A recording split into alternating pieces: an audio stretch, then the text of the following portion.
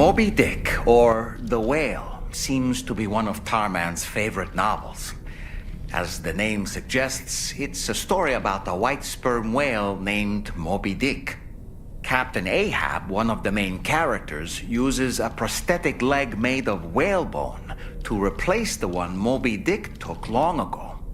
He's obsessed with getting revenge against the whale, which he hates with a terrible passion, all while nursing the phantom pain of his lost leg. In the end, Ahab fails to exact vengeance on his foe and is dragged into the sea. His crew's only survivor is Ishmael, the book's narrator.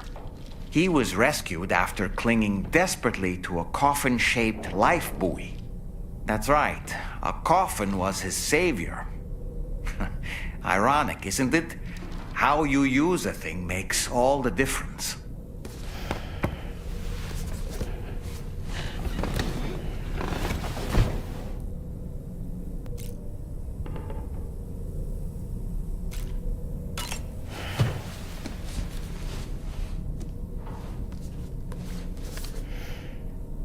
The Pequod is the ship in which Ahab pursues Moby Dick on his quest for vengeance. His crew includes Dutchmen, Frenchmen, Spaniards, Portuguese, Icelanders, as well as shipmates from China and India. Countless other people of myriad origins too. It is arguably symbolic of the multiracial United States. A gathering of souls that transcends ethnic and national divisions, united in pursuit of a singular goal. I can't help but be reminded of Kojima Productions. Wait, judging by your reaction, you've never heard of Kojima Productions? Sam, you can't be serious.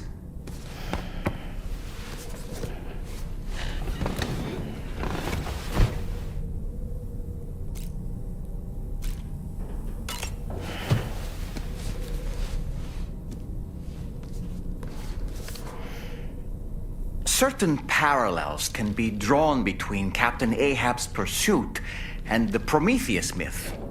Prometheus is a deity said to have stolen fire from the heavens in order to give it to humans. In essence, he bestowed upon them the power of the gods themselves. This power manifested as technology. Humans crafted tools, and with them brought nature to heal and built great civilizations. Perhaps the author intended to frame Ahab's pursuit of the white whale as one akin to mankind's struggle against the forces of nature. We ourselves are arguably living out our own Prometheus myth as we fight to overcome the Death Stranding. No, we definitely are. And we're not about to lose.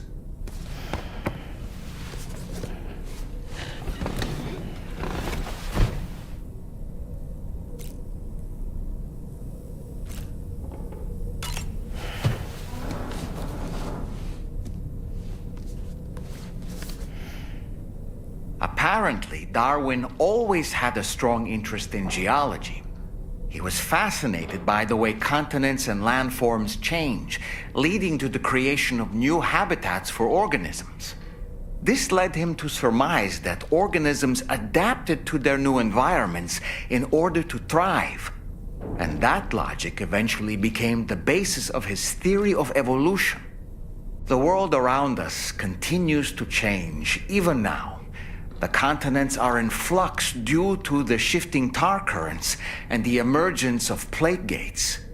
Is it possible these changes might also spur life to develop and adapt in unforeseen ways?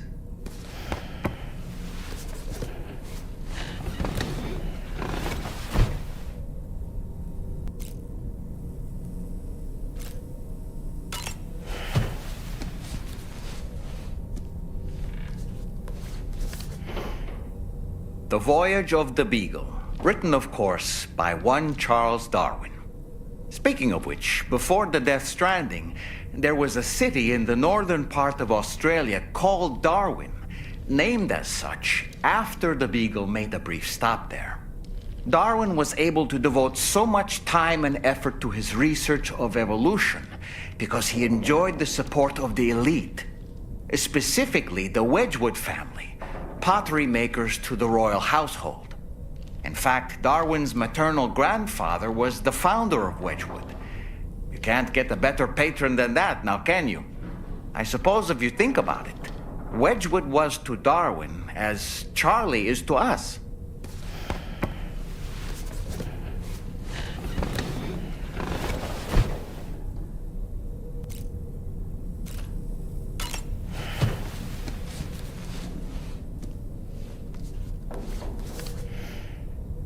Oh, reading that one again, are we?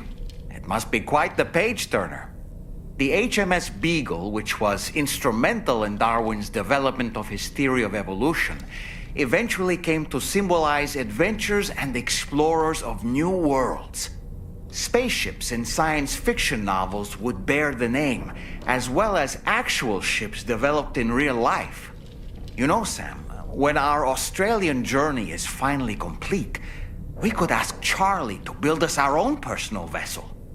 Yes, we should. Let's do that. It'll be fun. It goes without saying that we'll have to call it the Beagle. Oh, and you must let me be the captain, all right? I won't budge on this. I refuse.